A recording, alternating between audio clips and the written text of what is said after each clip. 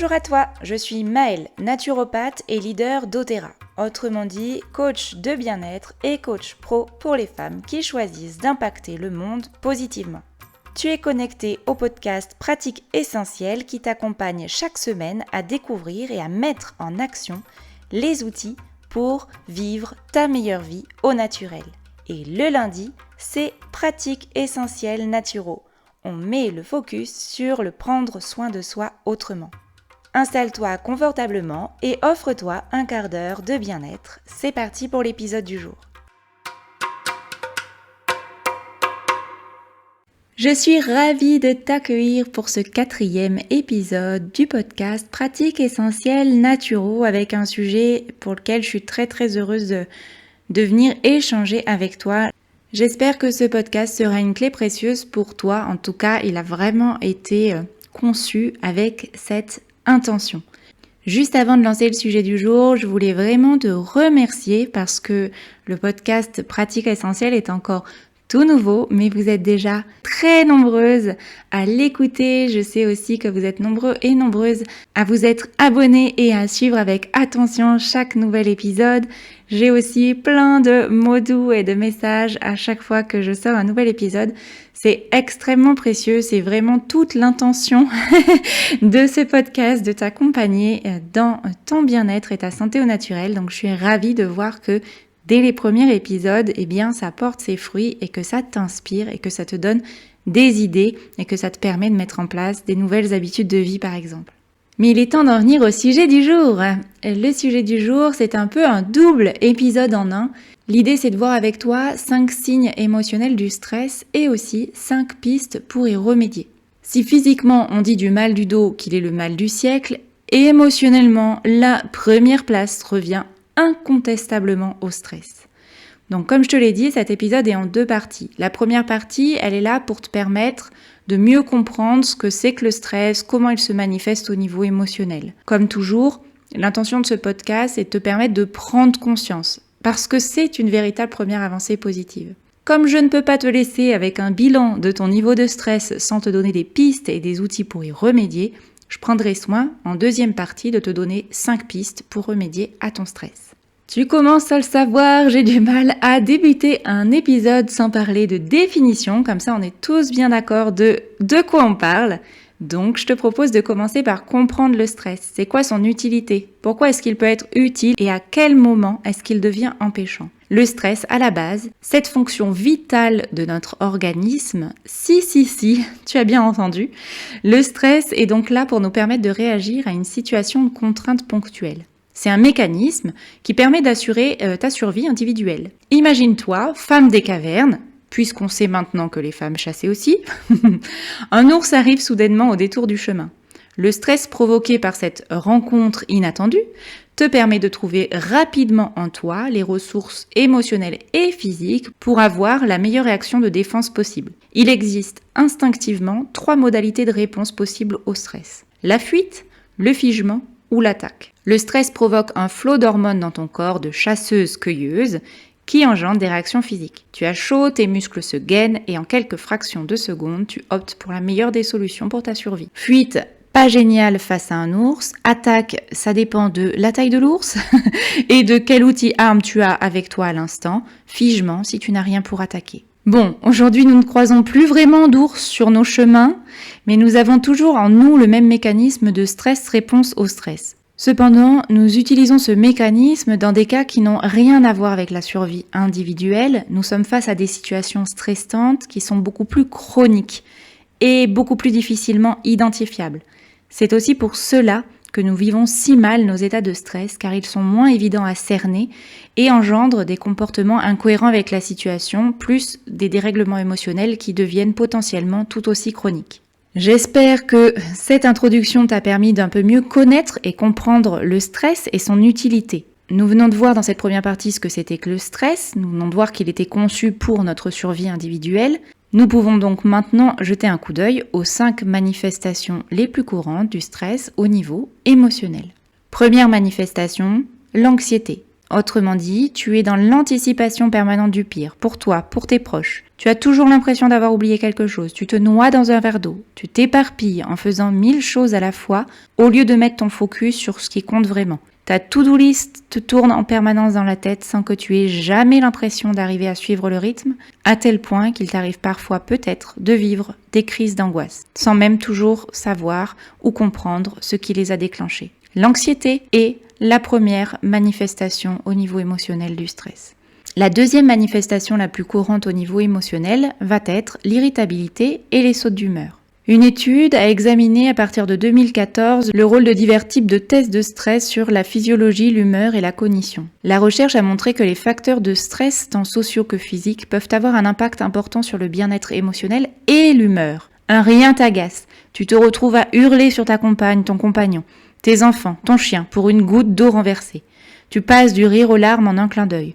Tu te sens à fleur de peau. On parle beaucoup d'hypersensibilité en ce moment.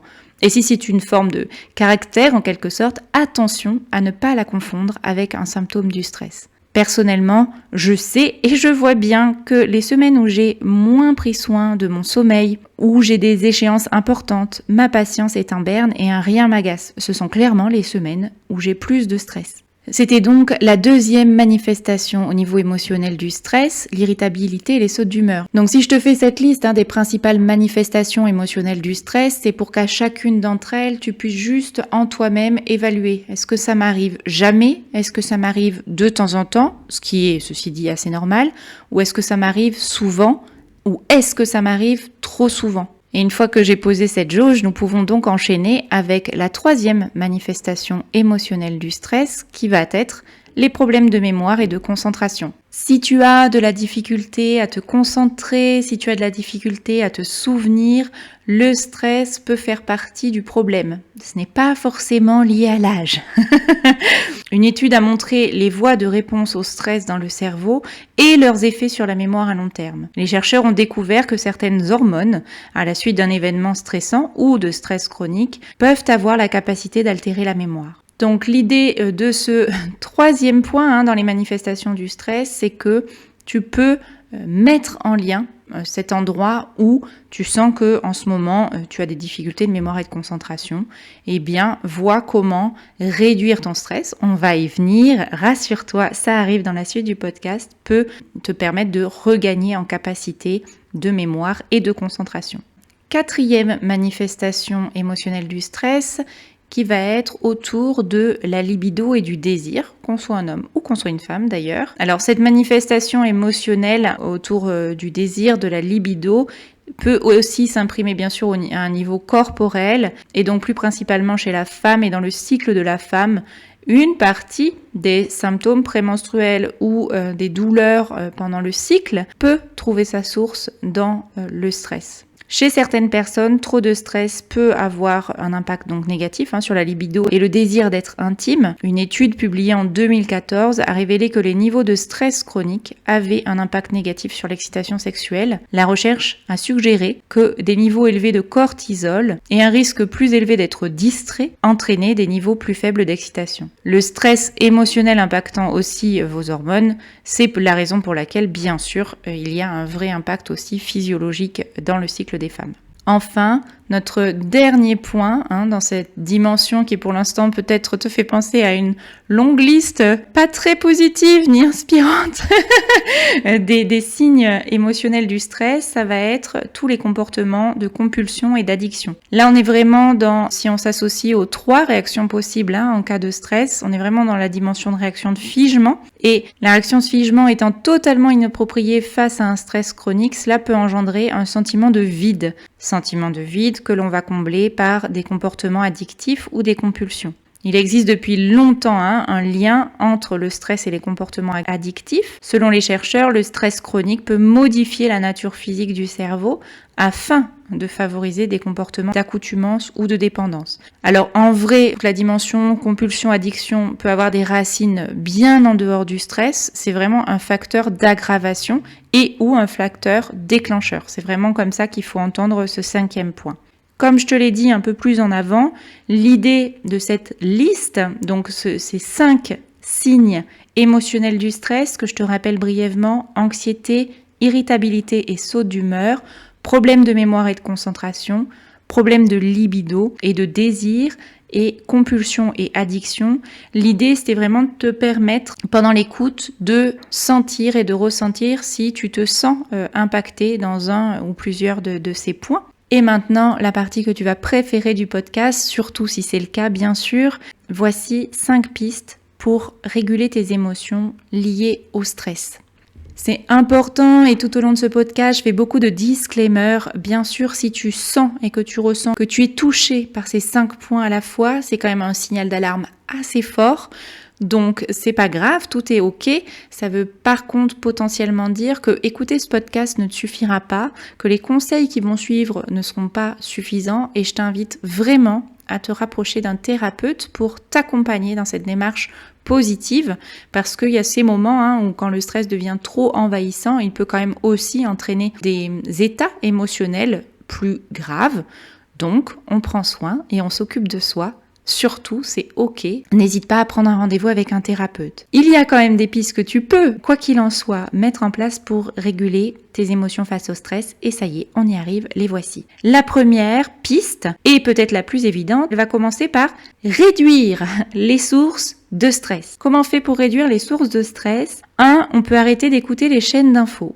2. On peut apprendre à dire non. Autrement dit, apprendre à connaître ses limites et les respecter. Non, tu n'es pas obligé d'accepter plus de responsabilités que tu ne peux en gérer. Non, tu n'es pas obligé de dire oui pour aller assister à tel ou tel événement qui te fait non. Tout ce qui te fait non, tout ce qui est source de stress pour toi, c'est hyper intéressant que tu regardes est-ce que tu le fais parce que tu penses que c'est une obligation et est-ce que tu n'aurais pas le droit de juste dire non. Autre astuce clé pour réduire parmi les sources de stress chronique les plus évidentes de notre époque, offre-toi l'expérience du vivre une semaine en coupant les notifications de ton téléphone. Oui, toutes les notifications des applications, toutes les notifications des messages.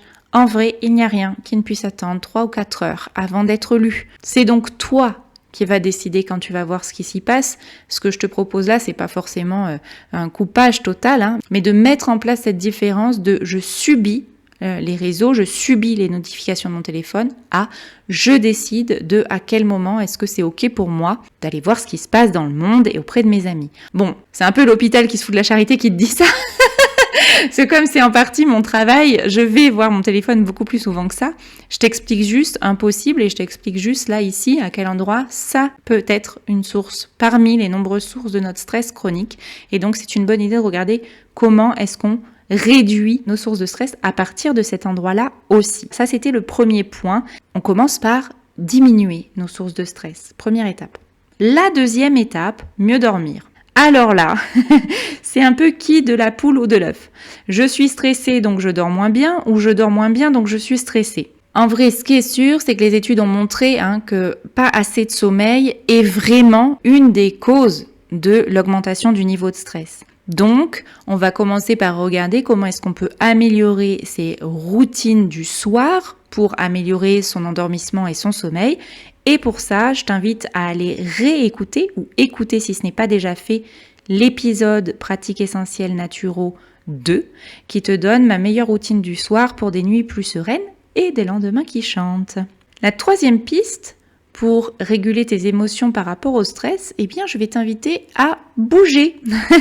Alors, je ne te dis pas de commencer une activité en mode sportif de haut niveau. Je te dis de regarder, de prendre au moins 20 minutes par jour 3 fois par semaine pour faire de l'activité physique.